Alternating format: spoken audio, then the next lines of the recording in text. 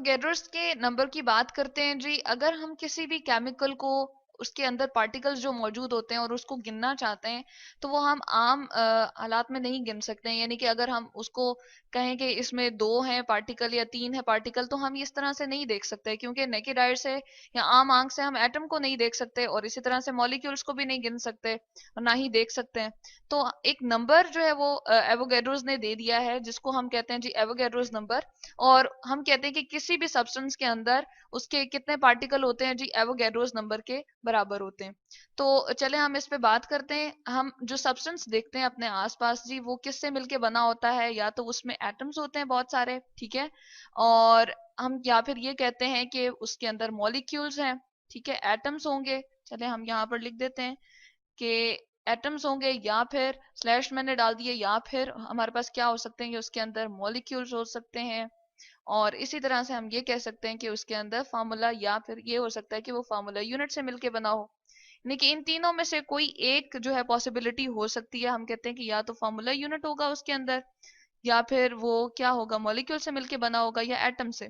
तो अब अगर हम इनकी काउंटिंग करना चाह रहे हैं और इनको गिनना चाह रहे हैं कि एटम्स आखिर हैं कितने उसमें या मॉलिक्यूल्स कितने हैं, तो काउंटिंग क्या हो जाती है जी, वो डिफिकल्ट होती है, बहुत मुश्किल होती है, हम नहीं कर सकते उसको। तो उसके लिए एवोगैड्रोस ने आसानी कर दी है। वो क्या कर दिया जी, उसने एक नंबर दे दिया है जो कि है 6.02 इंटू 10 की पावर 23। और इसको हम कहते हैं जी एवोगैड्रोस नंबर। और इसको अगर हमने कहीं लिखना हो, इसका सिंबल अगर बनाना हो, तो हम सिंबल इसका बनाते हैं जी एन कैपिटल लिखते हैं और इसके सबस्क्रिप्ट में राइट साइड पे हम ए लिख देते हैं। और ये क्या है जी, एन ए, यानी कि एवोगैड्रो, ए फॉर एवोगैड्रो और एन फॉर नंबर। तो एवोगैड्रो नंबर कहीं भी अगर इस तरह से लिखा हो तो इसका मतलब यही है 6.02 इंटू 10 की पावर 23।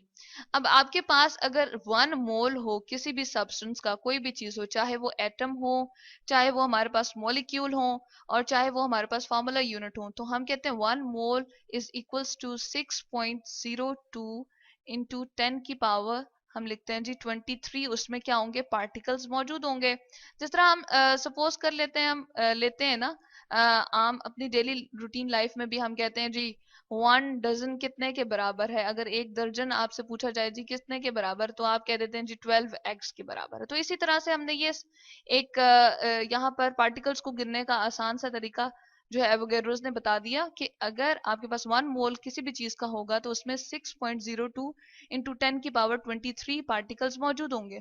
चलें ऐसा करते हैं कि हम किसी एटम पे इसको अप्लाई करके देखते हैं। जैसे हम कहते हैं जी 1 मोल ऑफ कार्बन, अगर हम कहें 1 मोल ऑफ कार्बन हम ले रहे हैं, तो उसमें क्या होगा, उसमें ये आ जाएगा जी 6.02 इंटू 10 की पावर 23। उसमें क्या होंगे, एटम्स होंगे।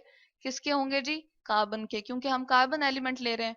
तो एटम्स ऑफ कार्बन यहाँ पर आ जाएगा। इसी तरह से अगर हम एग्जांपल ले लें ऑक्सीजन की, तो हम कहते हैं जी 1 मोल ऑफ ऑक्सीजन अगर आप लिखना चाहते हैं, आप कहते हैं 1 मोल ऑफ ऑक्सीजन हमारे पास मौजूद है, तो उसमें कितने होंगे ऑक्सीजन के एटम, आप उसको गिनना चाह रहे हैं, तो आप कह देंगे कि जी ये बराबर है एवोगैड्रोस नंबर के, यानी कि 6.02 इंटू 10 की पावर 23 एटम्स ऑफ ऑक्सीजन। इसी तरह से चले हम किसी मॉलिक्यूल की एग्जांपल ले लेते हैं, यहाँ पर लिख देते हैं ऑक्सीजन, ठीक है। और मॉलिक्यूल की एग्जांपल हम ले लेते हैं H2O की, वाटर की ले लेते हैं लेट सपोज यहाँ पर। तो हम कहते हैं जी 1 मोल ऑफ, अगर आपके पास वाटर हो H2O, जिसको हम यहाँ पर चलें फार्मूला उसका लिख देते हैं, तो वो किसके इक्वल होता है, 6.02 इंटू 10 की पावर 23 मॉलिक्यूल्स ऑफ H2O। तो यहाँ पर अब देखें, ऊपर हमने 2 एटम्स ले लिए थे, यानी कि एटम्स की बात की थी, और यहाँ पर हमने एक मॉलिक्यूल की बात कर ली। चलें आप कुछ कैलकुलेशंस कर लेते हैं कि अगर मॉलिक्यूल के अंदर के एटम्स को भी हमने सेपरेटली देखना हो, तो हम किस तरह से कहते हैं कि कितने उसमें क्या एवोगैड्रोस नंबर इन्वॉल्व होता है या नहीं। तो हम कुछ कैलकुलेशंस यहाँ पर कर लेते हैं, ठीक है। और इन कैलकुलेशंस में हम ये देखेंगे कि जो एटम्स मौजूद होते हैं एक मॉलिक्यूल के अंदर, उनके हम अगर तादाद को गिनना चाहें तो कैसे गिनेंगे।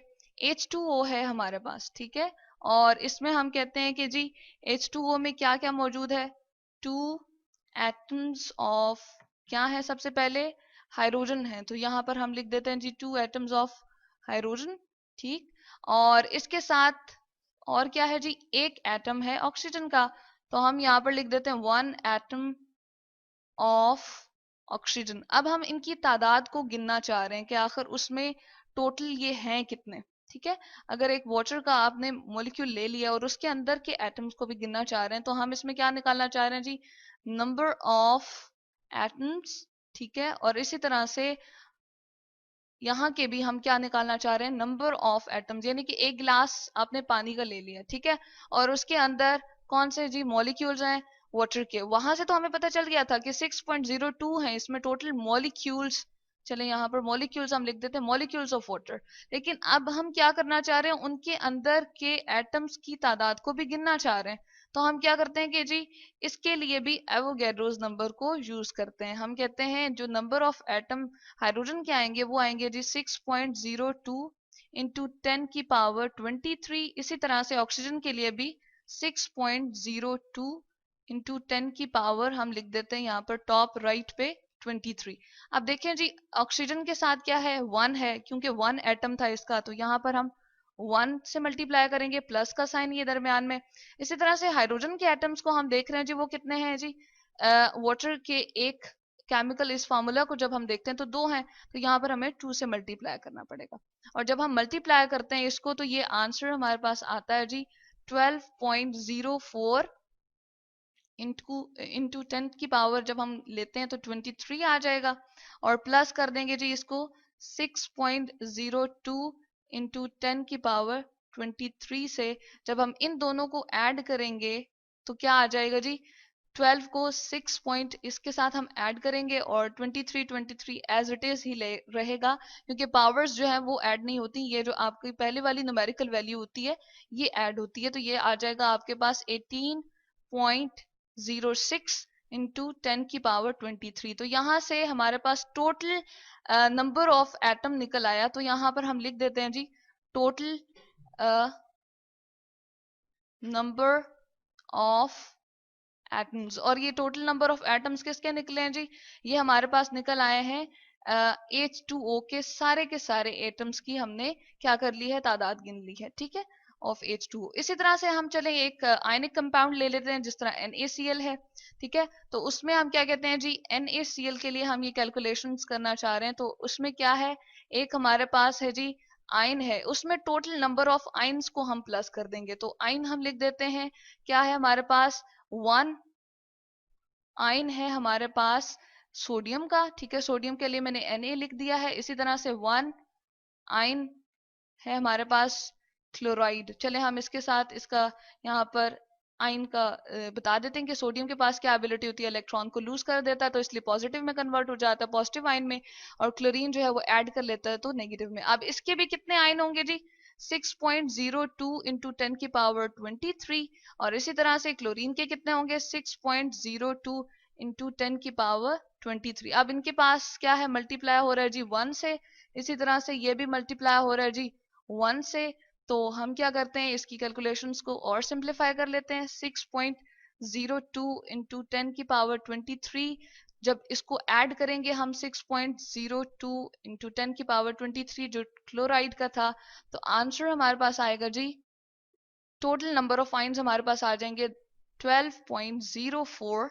और पावर्स को जैसे मैंने पहले भी कहा था कि हम ऐड ये कुछ नहीं करते, इसको एज इट इज ही हम लिखते हैं, और जो शुरू में हमारे पास होते हैं ये वाले न्यूमेरिकल वैल्यू, इसको हम ऐड करते हैं। तो यहाँ पर हमारे पास क्या आ गया जी, ये टोटल नंबर ऑफ आयन्स आ गए जो सोडियम क्लोराइड में टोटल नंबर ऑफ, चले हम यहाँ पर लिख देते हैं, नंबर ऑफ आयन्स किस में थे जी, NaCl में। तो यहाँ से हमने ये भी देख लिया कि अगर आपके पास एक फार्मूला यूनिट है और उसके आयन्स को आप निकालना चाह रहे हैं, तो वो हम किस तरह से लेते हैं, टोटल नंबर ऑफ आयन्स को किस तरह से हम कैलकुलेट कर लेते हैं। और इसी तरह से ऊपर जो हमने वाटर के केस में किया था, वो हमने किया था जी, सॉरी, इसको हमने कर लिया था यहाँ पर मॉलिक्यूल्स, सॉरी एटम्स को हमने गिन लिया था। तो यहाँ से हमें ये कैलकुलेशंस के हवाले से भी पता चल गया कि आयन्स को आप किस तरह से निकाल सकते हैं, और इसी तरह से आपके पास अगर एटम्स को आपने फाइंड करना हो तो वो किस तरह से हम निकाल सकते हैं।